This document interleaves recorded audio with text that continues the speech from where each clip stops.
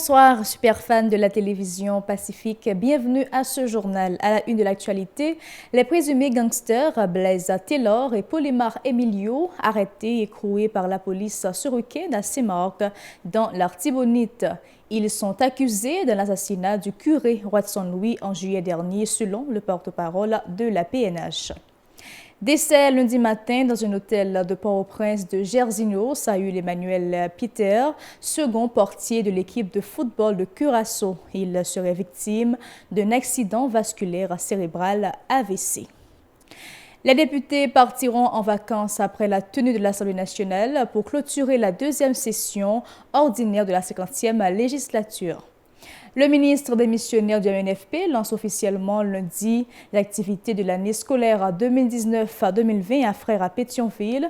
Ils étaient peu nombreux, les élèves qui ont repris la route de l'école le 9 septembre. Crise économique oblige. À l'étranger, un puissant typhon s'est abattu lundi sur Tokyo, au Japon, faisant au moins un mort et une trentaine de blessés. Et puis, le pape François est à l'île Maurice, dernière étape de sa tournée en Afrique et dans l'océan Indien. Le dialogue interreligieux à l'honneur. Restez branchés pour les détails.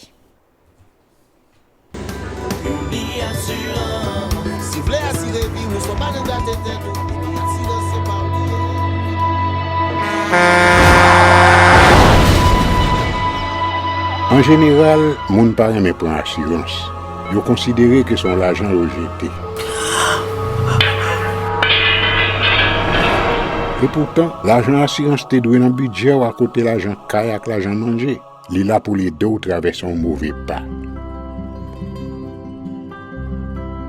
Gardez tout à côté ou. Ouais comment gros problème qu'on entre sur moun sans attendre. Mandez Dieu pardon, ça qu'arrive au tout.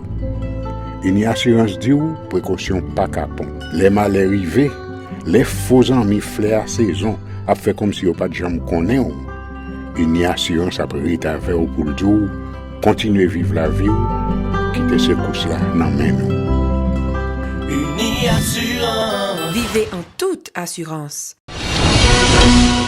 Merci de votre fidélité et bienvenue au développement du journal. Les agents de l'ordre ont mis la main au collet du réputé bandit Blaise Taylor, alias Graffiti, et son complice Polymar Emilio de la nuit du 5 au 6 septembre dernier à Fressino, à Saint-Marc, dans le département de l'Artibonite. Selon le porte-parole de l'institution policière, ils sont accusés d'un assassinat par balle du curé Watson Louis à Saint-Marc le 27 juillet dernier et dans l'incendie d'un véhicule de la mairie de la commune. Les policiers ont par ailleurs récupéré un véhicule utilisé par les gangsters de la localité de Savien avec lesquels ils ont eu des échanges de tirs, a informé Michel-Ange Louis-Jeune lors d'une conférence de presse lundi au local de la direction générale de la police à Pétionville. Ces propos recueillis par Josué Pierre-Paul et Ricard Noël. Quelques semaines, tu as gagné un prêtre qui était victime d'une attaque armée dans la Tibonite, dans Saint-Marc plus précisément.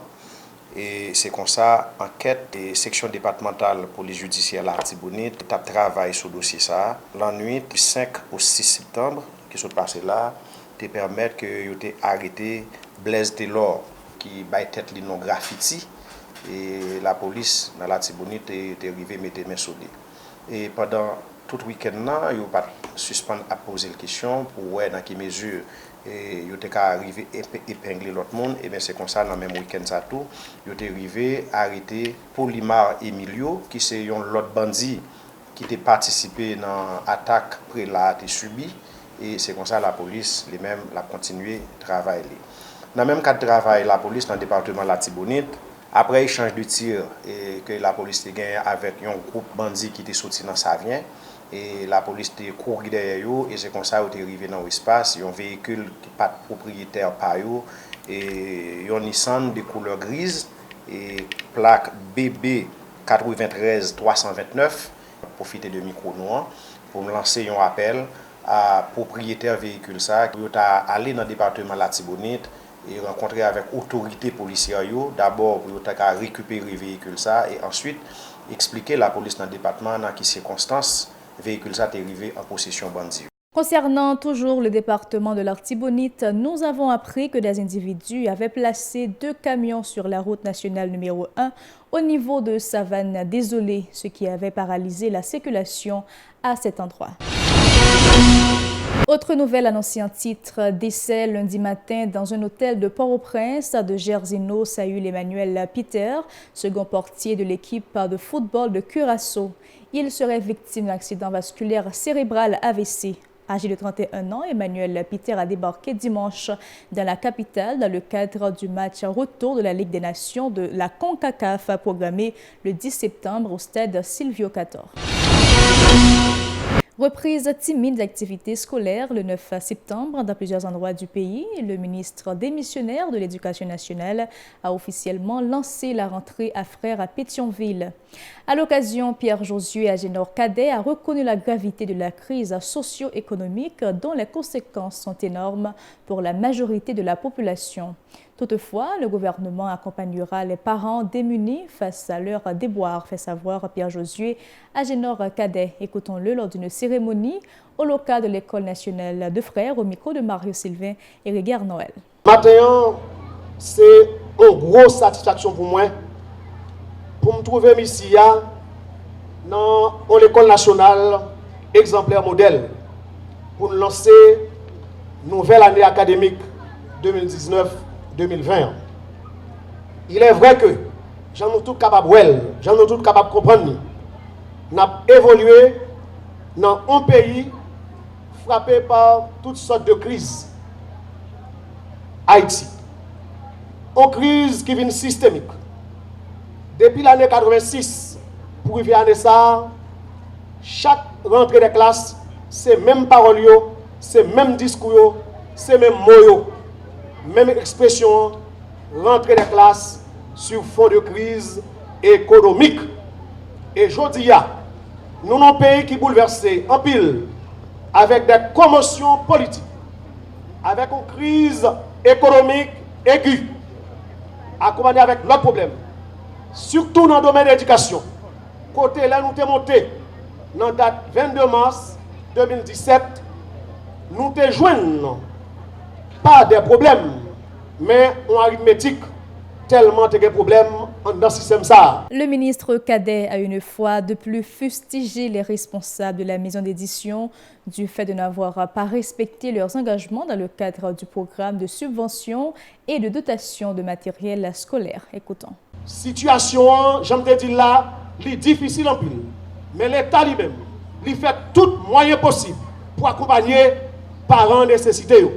Quitte c'est dans question dotation manuelle, quitte c'est dans question et subvention de manuel, même si vous entendez qu'on ne peut pas parler concernant une maison d'édition. Mais la fait qu'on est en ça, il y a 12 maisons d'édition qui ont gagné marché, c'est une sur 12 là qui a pas de problème. Et je pense aujourd'hui qu'il faut que l'État prenne des mesures révolutionnaires pour mettre fin à tout un ensemble de monopoles qui sont dans le pays. Parce que mon classe plus nombreuse, plus nécessitée, il a souffert, il a mouru pendant oligopole, oligarchie, groupuscule, si groupe a enrichi sous dos. Je dis à nous dire qu'il faut que changer. Et je pense que dans le pays, il faut chaque monde qui est responsable prend responsabilité aux gens pour dire c'est raceta, bagaille doit changer. Il faut qu'on leur donne la question.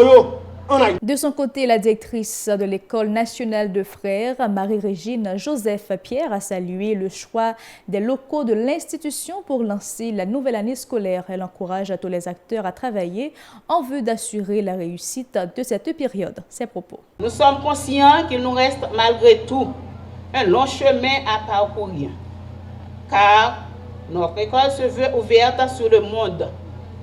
En conséquence, un ensemble de projets vous seront présentés sous peu, parmi lesquels on peut citer installation de structures devant faciliter les enfants à mobilité réduite, équipement de centres informatiques, création de laboratoires de sciences expérimentales, aménagement d'une cafétéria, construction de sites pour le préscolaire, mise en place de centres professionnels.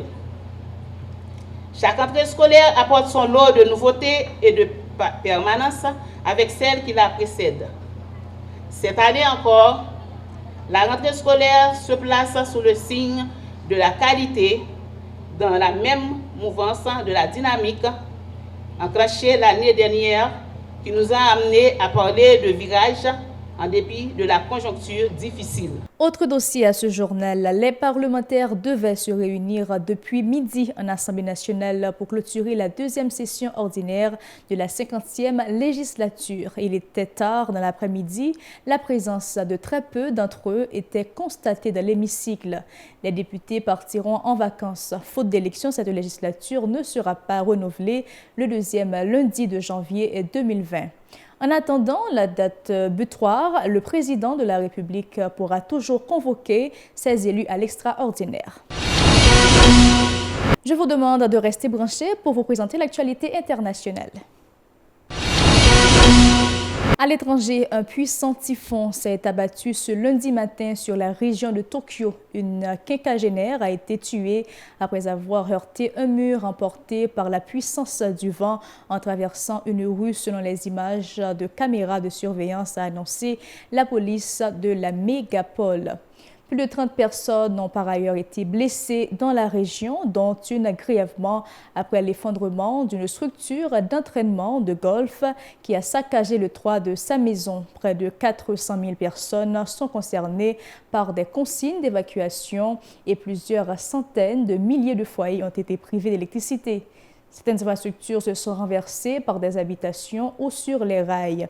Résultat, les transports sont fortement perturbés. Plusieurs dizaines de vols ont été annulés, tout comme une centaine de trains à grande vitesse reliant Tokyo aux villes du centre et de l'ouest du Japon.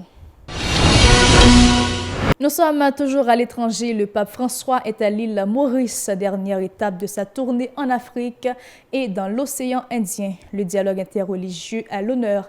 Il est arrivé à Port-Louis ce lundi matin en provenance de Madagascar. Il a été accueilli sous la pluie par le Premier ministre mauricien Pravin Gordhan-Jonot.